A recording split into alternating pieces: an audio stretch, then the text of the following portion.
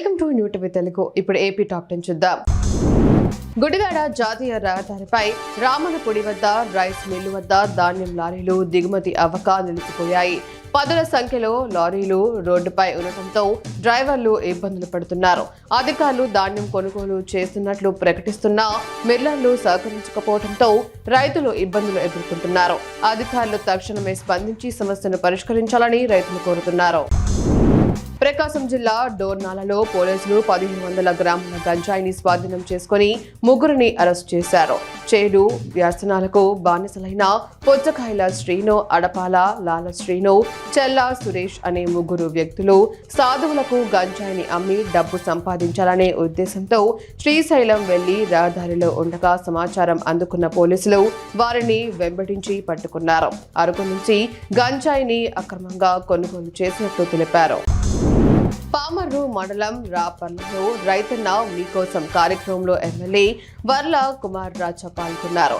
రైతుల సమస్యలు, పంటల ఇబ్బందులు, సాగునీటి పరిస్థితులు, ఎరువులు, విత్తనాల లభ్యతపై ఆయన ఆరా తీశారు. రైతుల నుంచి వచ్చిన ఫిర్యాదులు, సూచనలు, అవసరాలను వెంటనే సంబంధిత అధికారులకు తెలియజేసి పరిష్కారం కోసం చర్యలు తీసుకోవాలని ఎమ్మెల్యే ఆదేశించారు. ఖరీఫ్ సీజన్లో ధాన్యం సేకరణ కార్యక్రమం పడనలో సత్ఫలితాలనిస్తుందని ఏఓ జెన్నీ తెలిపారు.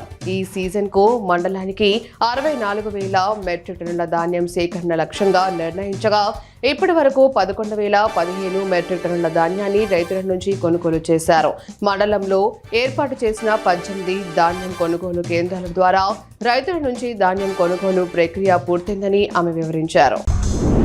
హెచ్ఎల్ల ఎమ్మెల్యే నలుకుర్తి ఈశ్వరరావు లావేరు మండలం పెదలింగ వలస పిఏసిఎస్ ఆధ్వర్యంలో ఏర్పాటు చేసిన ధాన్యం కొనుగోలు కేంద్రాన్ని ప్రారంభించారు.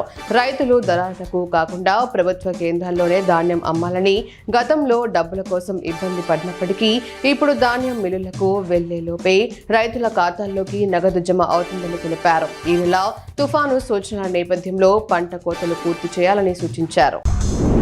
కపిలేశ్వరపురం మండలం పల్లపులంక వద్ద ఇటీవల తుఫాన్ కారణంగా కూలిన విద్యుత్ స్తంభాన్ని ఇప్పటి వరకు పునరుద్ధరించకపోవడంతో స్థానిక ప్రజలు ఆందోళన వ్యక్తం చేస్తున్నారు. తాత్కాలికంగా బిల్డింగులు, కొబ్బరి చెట్లకు తీగలు అమర్చి విద్యుత్ సరఫరా కొనసాగిస్తున్నారని, అయితే ఇది ప్రమాదకరమని ప్రజలు వాపోయారు. స్తంభాన్ని ఏర్పాటు చేయాలని కోరుతున్నారు.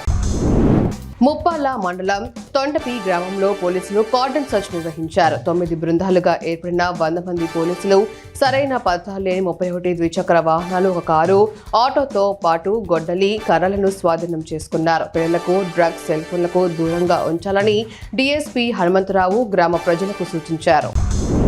మహాత్మా జ్యోతిరావు పూలే స్ఫూర్తితో సీఎం చంద్రబాబు నాయుడు పాలన సాగిస్తున్నారని, ఇటీవల ప్రవేశపెట్టిన బడ్జెట్లో వెనుకబడిన తరగతుల వారికి 39,000 కోట్ల రూపాయలకు పైగా నిధులు కేటాయించడమే ఇందుకు ఉదాహరణ అని తెదేపా నేతలు పేర్కొన్నారు. పొన్నూరు పట్టణంలో జ్యోతిరావు పూలే వర్ధంతి సందర్భంగా ఆయన విగ్రహానికి పూలమాలలు వేసి నివాళులు అర్పించారు. ఆయన చేసిన సేవలను కొనియాడారు. కూటమి శ్రేణులు పాల్గొన్నారు. రాష్ట్ర ప్రభుత్వం మున్సిపల్ ఆప్కాస్ కార్మికుల పదవి విరమణ వయస్సును 60 నుంచి 62 ఏళ్లకు పెంచాలని యూనియన్ గౌరవాధ్యక్షులు రామ్మూర్తి నాయుడు రాజ్యం మున్సిపల్ కార్యాలయం వద్ద ధర్నాలో డిమాండ్ చేశారు. ప్రభుత్వం తక్షణమే కార్మికుల సమస్యలు పరిష్కరించాలని, లేదంటే భవిష్యత్తులో పోరాటాలకు సిద్ధమవుతామని హెచ్చరించారు.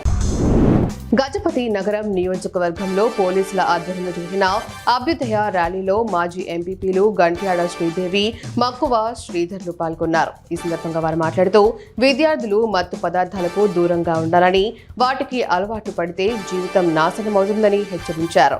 విద్యార్థులు ప్రజల్లో మాదక ద్రవ్యాల దుష్ప్రభావాలపై అవగాహన కల్పించాలని వారు కోరారు.